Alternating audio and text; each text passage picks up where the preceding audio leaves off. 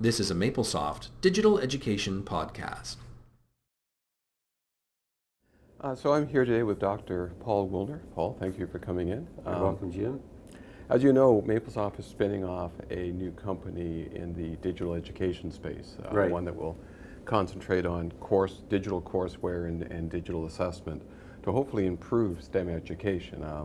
The concept is to be a very purpose-driven company on what is required to actually improve digital STEM education today. Mm-hmm. Now, with your background, I think you have some opinions in this area. So Yes. looking forward to talking to you. Maybe a good place to start. Can you just give us a bit of your background and what brought you to this space? Certainly.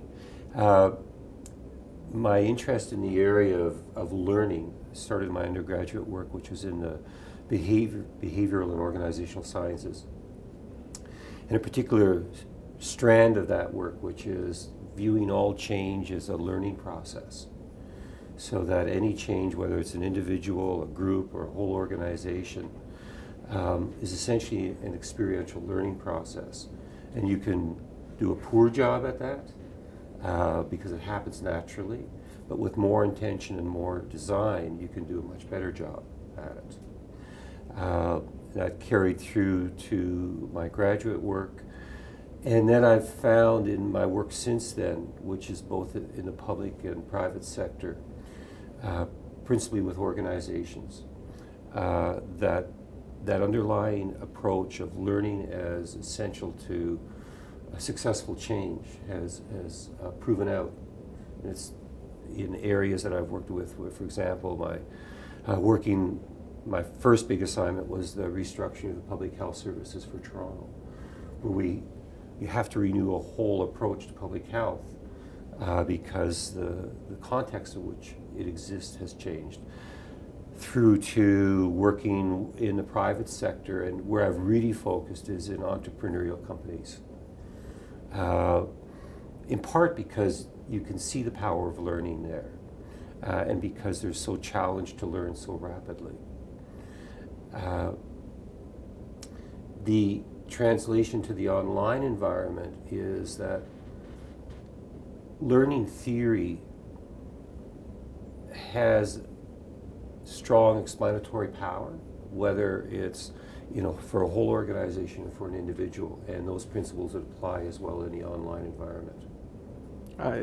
I know from our point of view, especially in the society that we live in today, where we have a lot of technology rushing at us and we seem to be very networked, we generally feel that countries and societies that have better, more effective STEM education actually can add to the economy's well-being, Right. Especially long term, and that being effective in that type of education is critically important to economies and countries. Do you ever get to that level of looking at education? Yes, yeah, it was interesting. There was a body of work at the national level on national learning, organizational learning, and societies that approached it intentionally.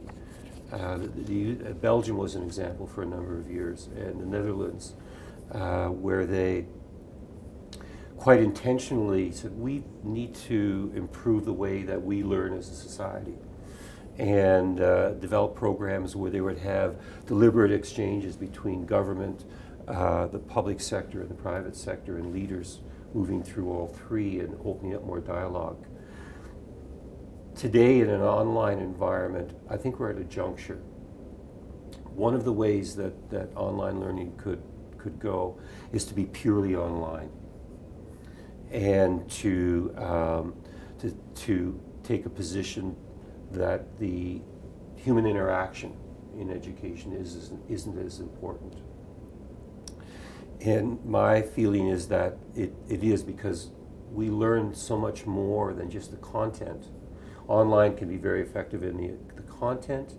It can stimulate or simulate the interpersonal interaction of education, but there's still something about getting people together in the same room that's that's very important. I would say we fully agree. I mean, we're social animals. Yes.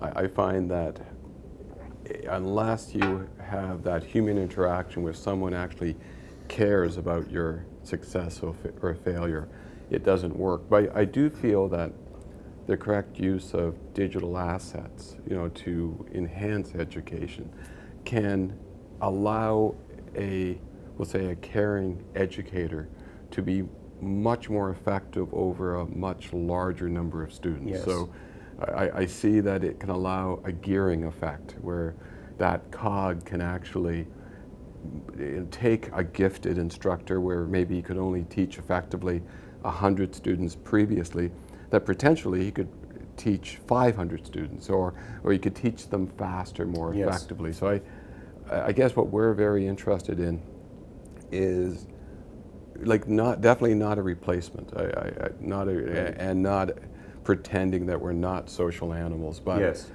how can you best enhance education using digital techniques? Yeah, the thing that excites me about, from a learning outcome perspective, for online STEM-related education, is a piece that's only done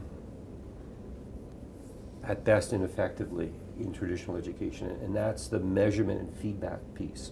So what we know, whether you're talking about a whole company, a team, or an individual, is that feedback loop as they progress through their learning is so important. There's a whole body of work, largely headed up by Anders Ericsson, on peak performance. What is it that differentiates people who become world class in whether it's performing arts, athletics, or any field of endeavor? And what they've found through this research is that there's deliberate practice. Then what's critical is feedback on that practice and expert feedback, which then fuels the next iteration of the practice. And in traditional education, we have a professor, and I've been in that role, where you're teaching, even if it's a smaller class of 40 or 50 people or 25 people, is that ability to give feedback as they progress through their learning is delayed. And the more that feedback can be real time and relevant to what the learner is struggling to learn, the more you can accelerate the learning process. Yeah, we fully agree, especially if you're looking at a subject at 2 in the morning. You can't expect that your professor Yes. at T is going to be online, but if you can get that instant feedback from the system to know how you're doing, Yes.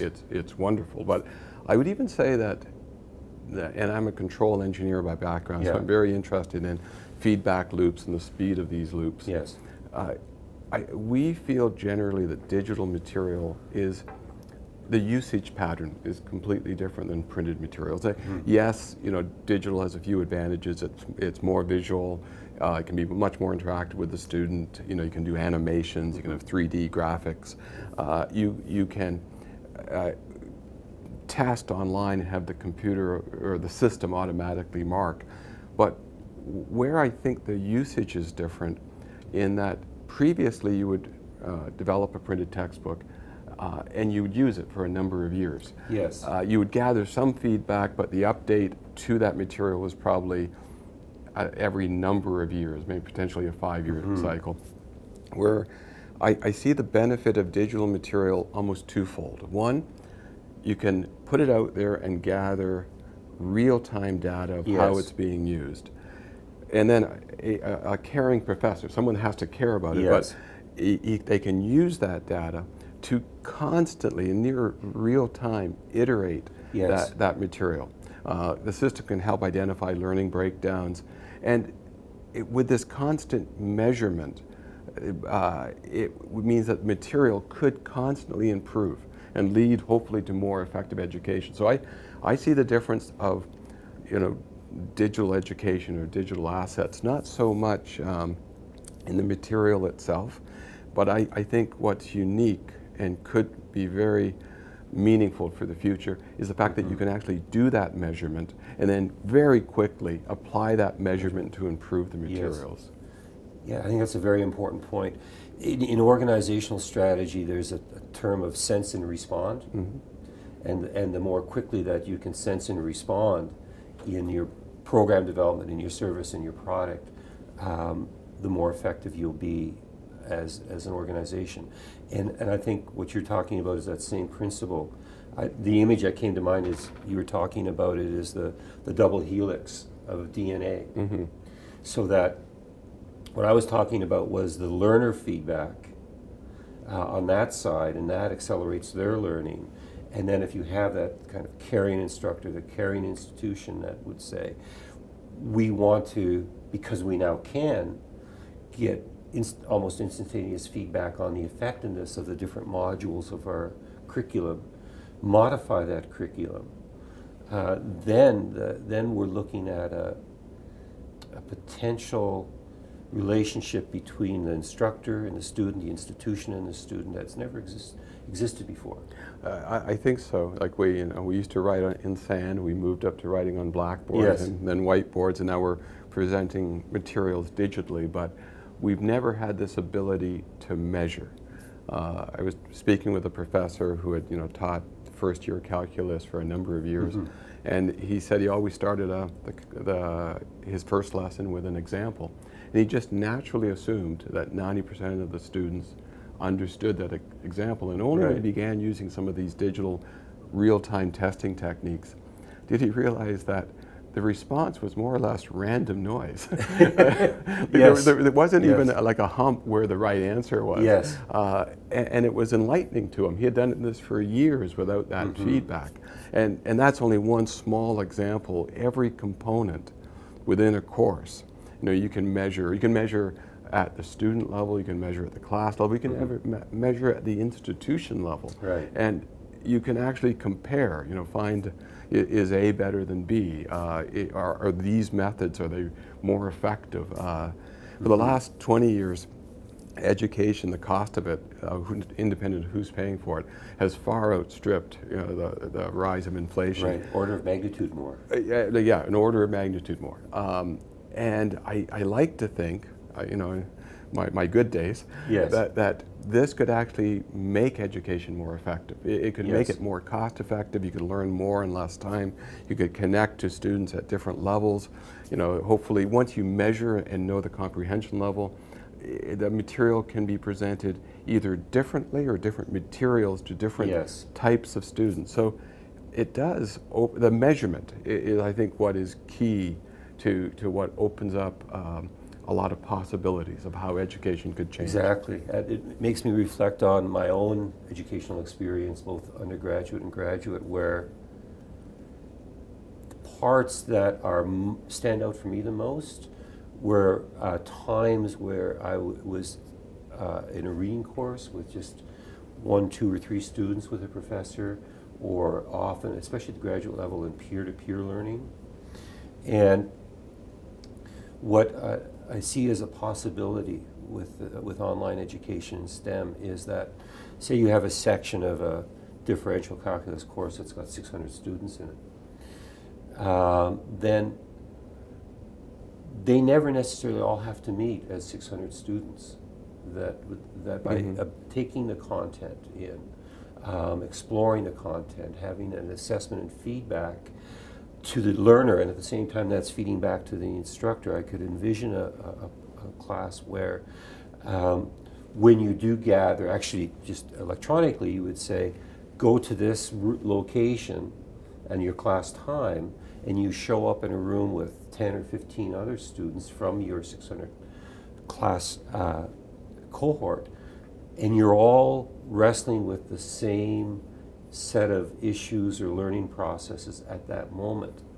And in a number of small rooms, a similar conversation is going on where you've been able to group people who are at the same point in their learning with an instructor. And now you've kind of had this wonderful mixed potential of scale at the large level to deliver a lot of content to a lot of people, which improves the reach of education, and at the same time you have a human scale interaction, which is lacking when you're in a large amphitheater looking at the small person down at the front of the room presenting Yeah, I would say historically that's always been a problem, that you have people that are advanced, people that are having trouble with the material, and how do you hit that happy center point? But I think what we're saying, that potentially, used correctly, it could be much more continuous over that spectrum,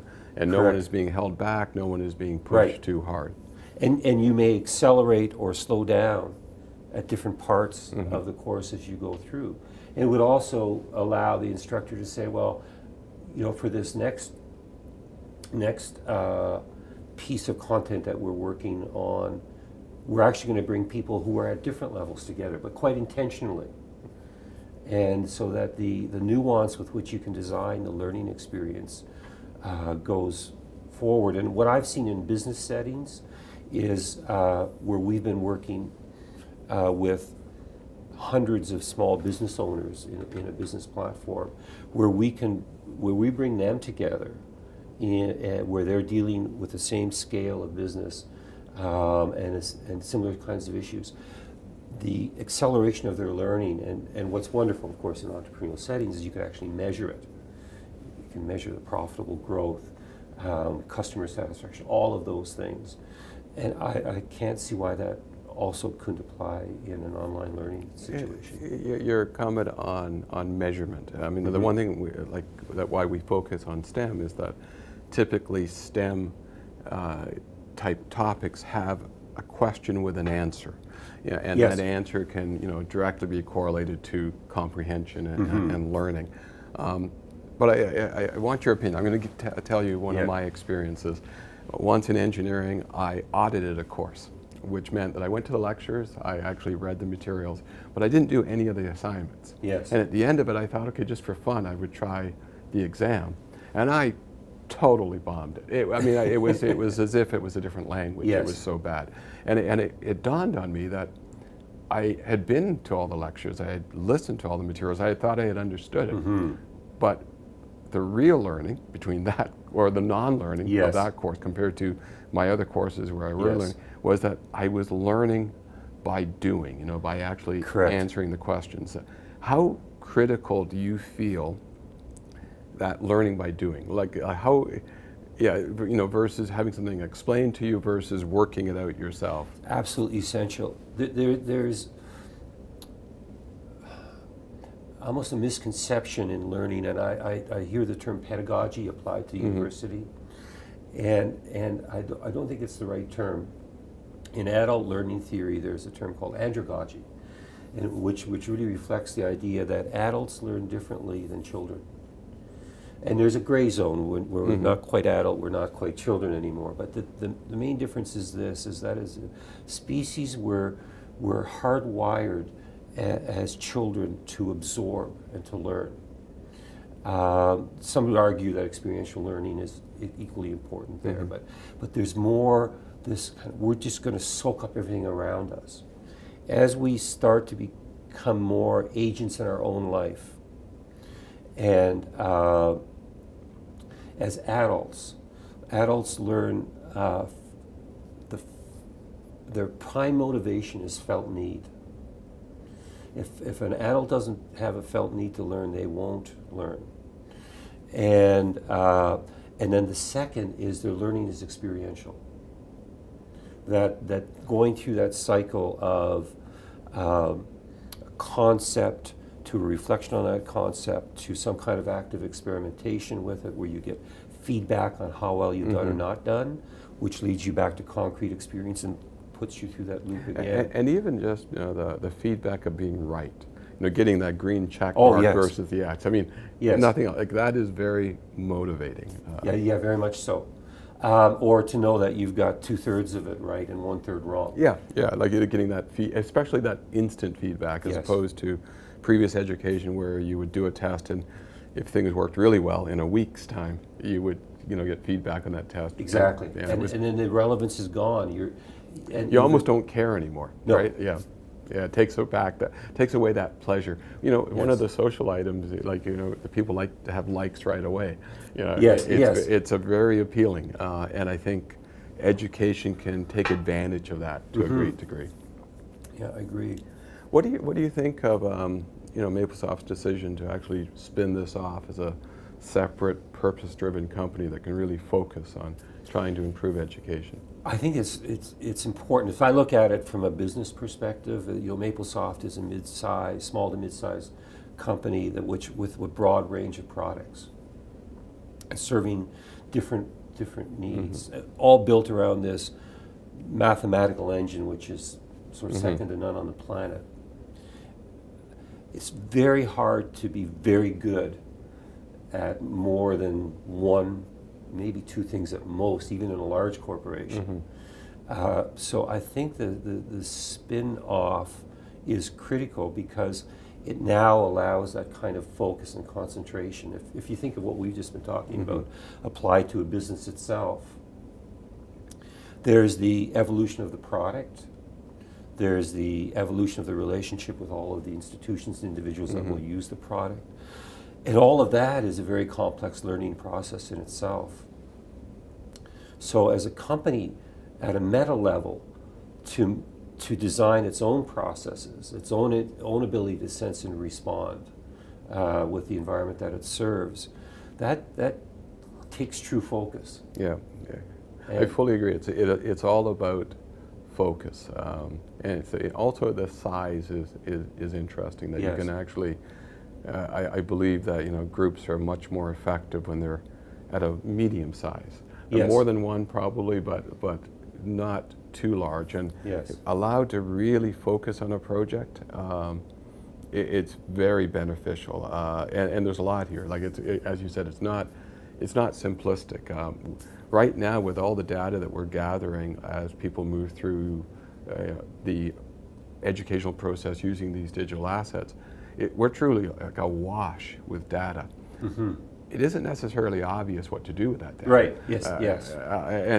So I think there's that's the next stage. Now we have the measurement. How can we most effectively use it to actually improve the educational process?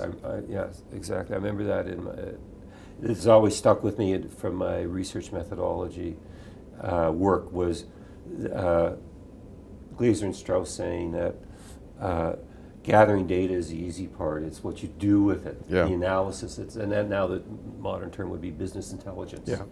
How does that inform what we do? Because the data itself isn't really all that valuable. It's a necessary but not sufficient condition. Or there's just too much of it. At a human scale, you just can't absorb it all. That's right.